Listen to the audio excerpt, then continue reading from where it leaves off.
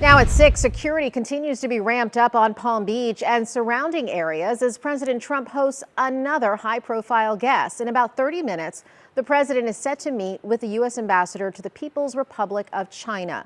Keeping the president, the dignitaries, and various politicians visiting Mar-a-Lago safe falls to several law enforcement agencies, including the Palm Beach County Sheriff's Office.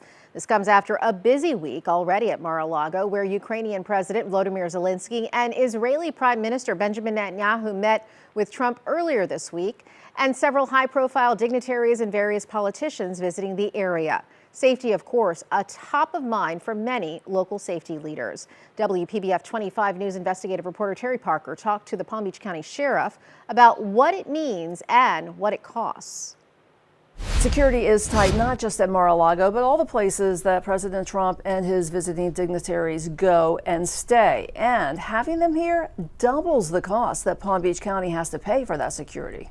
Last weekend, Ukrainian President Zelensky met with the president to talk about a peace deal between Ukraine and Russia. Then, on Monday, it was Israeli Prime Minister Netanyahu who stayed at the nearby Four Seasons Hotel until Thursday. And it was well guarded all that time.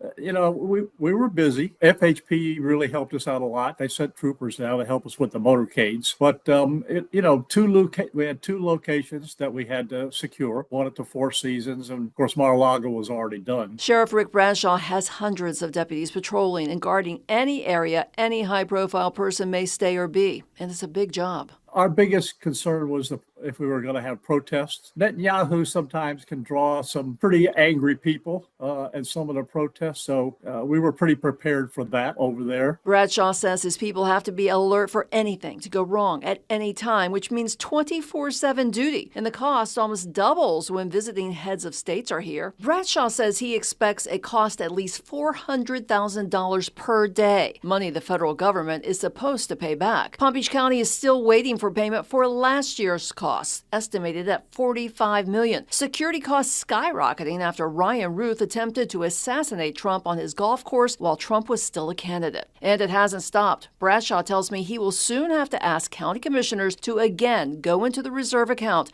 to tide over the cost for this year. And the county says it's almost depleted its contingency fund by having to pay for all of this extra security, and it's unclear when the federal government is going to make its reimbursements. Terry Parker, WPBF 25 News.